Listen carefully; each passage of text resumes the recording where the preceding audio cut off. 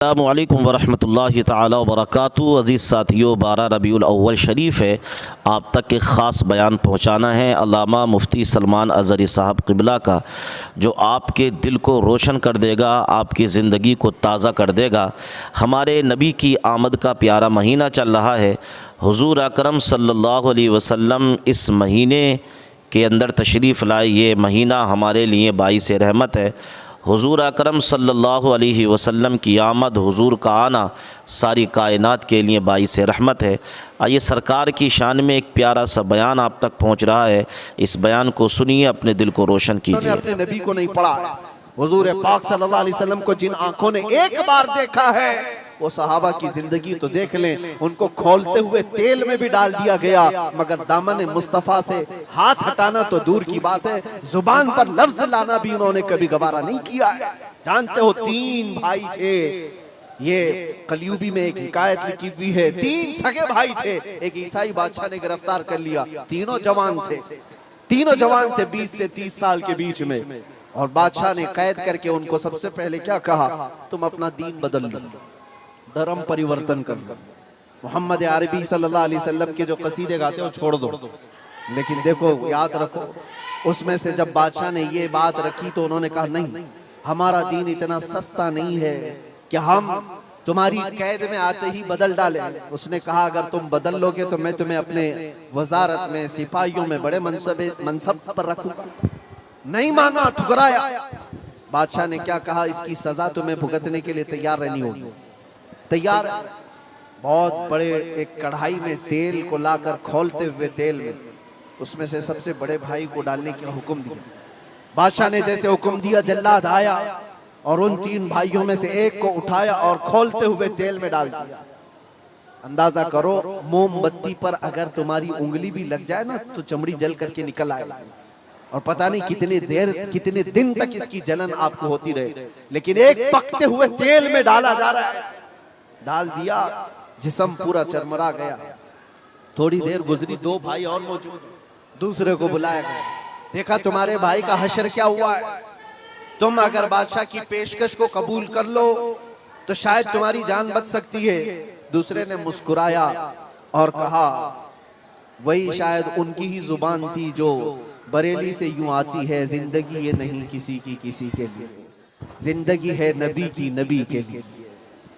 मेरे बड़े भाई को जलाने के बाद अब तो तुमने और भी मुश्किल कर दिया है फैसला। मैं इस बात के लिए तैयार हूं कि इससे बड़े तेल में भी मुझे डाला जाए, लेकिन जुबान पर मेरे मुस्तफा के दामन को छोड़ने वाली बात कभी नहीं ला सकता। दूसरे भाई को भी उठाया गया और खोलते हुए तेल में डाल दिया। 2 भाइयों की शहादत हो गई जगह पर ही। वो तेल में डालना, जुबान पे अल्फाज हो सकता है, आसानी से हम बोल रहे हैं और आप आसानी से सुन रहे हैं। प्रैक्टिकल जिसके साथ होगा वो अंदाजा कर सकता है दर्द और कर्ब किसको कहते हैं, शिद्दत की तकालीफ किसको कहते हैं। मेरे अजीजों, तीसरा जो नौजवान था वो बहुत ही कम उम्र का था, 22 से 23 साल का होगा। बादशाह का जो वजीर वहां पर था, उसने देख करके बादशाह से कहा, इस लड़के को मेरे हवाले कर दीजिए, मैं इसको बदल करके लाऊंगा, मेरा चैलेंज है। क्यों, जान इसकी भी ले लेंगे, मैं इसको बदल करके लाऊंगा। इतने मजबूत लोग कैसे हो सकते हैं अरब के कि खोलते हुए तेल में इनके भाइयों को डाला गया, तब भी ये बदल नहीं रहे। 2 को मरते हुए, अरे यहाँ एक को डंडा पड़ते हुए देखकर सारे भाग जाएं, और ये 2 को जलते हुए देख करके भी टस से मस नहीं होते। कैसा अकीदा है, कैसा तसल्लुब है इनका। बादशाह ने कहा, किस बात पर तुम्हें यकीन है कि इसको तुम बदल लाओगे। उसने कहा, मुझे भरोसा है, आप मुझे दीजिए 1 महीने का टाइम, इसको बदल कर न लाऊं तो फिर मुझे आप जो सजा दे। बादशाह ने कहा, ठीक है, ले जाओ। तीसरे को खोलते हुए तेल में डालने की बजाय बादशाह ने अपने वजीर के हवाले कर दिया। और दुनिया देखो, वो मेरे अजीजों, याद रखो, आशिकाने मुस्तफा से 2 इम्तिहान हर जमाने में होते रहेंगे, आज भी हो रहे हैं और होते रहेंगे। पहला इम्तिहान, मौत से डरा करके तुम्हारा दीन छीन लिया जाएगा। मौत से डरा करके ये हो जाएगा, वो हो जाएगा, तुम्हें ये कर दिया जाएगा, वो कर दिया जाएगा। मौत का डर, खौफ तुम्हारे कदमों में डगमगाहट लाने के लिए लाया जाता है। अगर मौत से नहीं डरता कोई आदमी तो उसके साथ दूसरा पेंतरा क्या खेला जाता है। ये दुनिया का दस्तूर है, हमेशा से जब देखती है दुनिया के ये मौत से डरता नहीं है तो फिर इसको औरत और दौलत की लालच से खरीदने की कोशिश की जाती है। ये दो चीजें ऐसी हैं जो अच्छे अच्छों का सौदा कर जाती हैं। बहुतों ने अपना ईमान सिर्फ शबाब पर बेच दिया है, हुस्न शबाब को देख करके। औरतों के दिल दादा हुए या दौलत के दिल फरेब हो गए और उन्होंने अपना दीन का सौदा कर लिया है।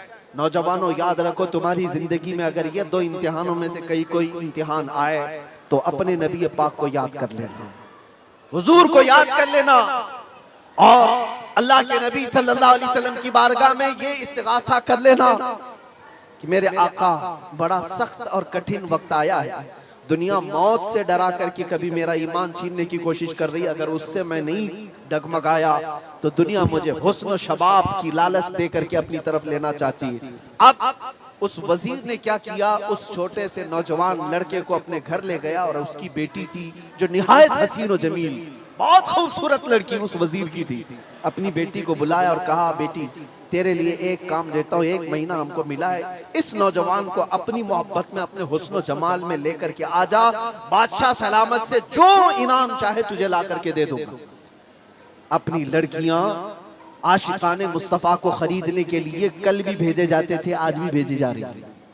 हो सकता है बहुत सारी जगहों पर जो हमारे लोग मुर्तद होते जा रहे हैं, वो जो बच्चियां आज अपने दीन और ईमान का सौदा करके भागती हैं किसी गैर के साथ और कहीं जा करके शादियां रचाती, वो ये समझती हैं कि ये कॉमन सी बात है।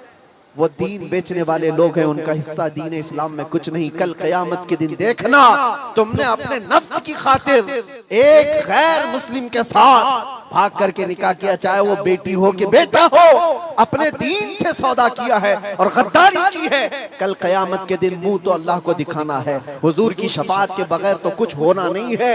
देखना हश्र में जो हुजूर पाक सल्लल्लाहु तआला अलैहि वसल्लम के साथ तुम खड़े रहोगे कि हम खड़े रहेंगे, वो वक्त आने वाला है। उस नौजवान के साथ क्या हुआ, वजीर ने अपनी बेटी तो लगा दी। अल्लाह की पनाह मेरे अजीजों, हुजूर पाक का इश्क का एक कतरा भी जिसके दिल में आता है, ऐसी चीजें उसके पांव को नहीं डगमगाती, न कभी उसका ईमान खरीद सकती हैं, न उसके दीन का सौदा कर सकती हैं। वो लड़की रोजाना आती, रात के वक्त बैठ जाती और ये नौजवान जैसी महसूस करता, मेरे कमरे में अकेले तन्हा रहने के बावजूद वजीर की खूबसूरत हसीन और जमील बेटी, जिसके निकाह के पैगाम बादशाहों के औलाद से आया करते थे, शहजादे निकाह का पैगाम भेजा करते, वो लड़की मेरे पास आकर बैठ जा रही है। नौजवान क्या करता था, मुसल्ला बिछाया और सजदे में गिर गया। जब तक वो उठती नहीं थी ये सर उठाता नहीं था। ये रात भर के सजदे इसके इसी तरह रहते, वो ऊँगती रहती, देखती रहती, इंतजार करती रहती और थक करके वापस चली जाती। महीना गुजरने को आया था मेरे अजीजों, उस नौजवान ने आंख भरकर एक बार देखा भी नहीं और वो थक हार करके महीना खत्म होने के बाद उस नौजवान को मुखातब करके कहती है, ऐ नौजवान एक बार मेरे हुस्न को देख तो ले। मुझे देखने के लिए बादशाहों के बेटों की भी कतार लगती है, कई बड़े बड़े लोग पैसों के अंबार लगा सकते हैं मेरे हुस्न को देखने के लिए, एक तू है कि मैं आता हूं तो मुसल्ले पे गिर जाता है। उठ एक बार देख तो ले, मुझे अल्लाह ने कैसा हुस्न दिया है, कैसा जमाल दिया है, एक बार देख तो ले। उस नौजवान ने आंखें झपकाए बगैर, पलटे बगैर जवाब दिया कि ऐ खातून तू अपना ये हरबा इस्तेमाल करना बंद कर दे, ये तेरा काम मुझ पर चल नहीं सकेगा। वजह यह है, जिन आंखों में एक बार जमाले मुस्तफा बस चुका हो उसको दुनिया का हुस्न कभी धोखा नहीं दे सकता, दुनिया का जमाल उसे खरीद नहीं सकता। वो खातून उठ गई और जवान की इन बातों से उसके दिल पर ऐसा वलवला तारी हुआ।